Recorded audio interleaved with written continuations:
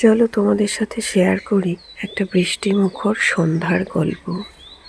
এটা ছিল এমন একটা সন্ধ্যা যখন আমার মেয়ের এক্সাম শেষ। আমি মেয়েকে কথা দিয়েছিলাম সন্ধ্যাবেলায় তোমাদের আমি বাইরে নিয়ে যাব, ফুচকা খাওয়াবো, তোমরা যা যা খেতে চাইবে খাওয়াবো, প্লাস যদি কিছু কিনতে চাও কিনে দেব। বাট বৃষ্টির জন্য না সেটা আর সম্ভব হয়ে ওঠেনি। তো রীতিমতো ছোটো মেয়ে বায়না শুরু করলো যে মা আমাকে নিয়ে যেতেই হবে। তাও আমরা ফেরার পথে দেখলাম আমাদের বাড়ির আশেপাশে যে ফুচকাওয়ালাগুলো বসে ওরাও বসেনি ঝড় বৃষ্টির জন্য। তো কিছু করার ছিল না, বাট ও তো ছোট, ও তো বুঝতেই চাইছিল না। তো তাই আমি ওর বাবাকে বললাম যে মেয়ে তো ভীষণ বায়না করছে, তুমি যদি একটু কিছু পারো এনে দাও। তো বাবা বলল কি খাবে বলো।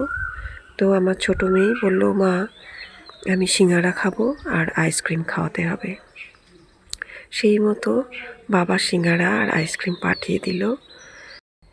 তারপর আমরা সেটাকে জমিয়ে সুন্দর করে আড্ডা দিতে দিতে মা মেয়ে খাওয়া শুরু করলাম।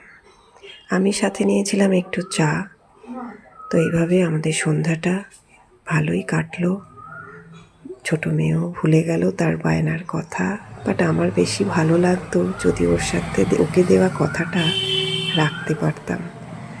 তো আজকে ব্লগটা এই পর্যন্ত, আবার দেখা হবে, বিদায়।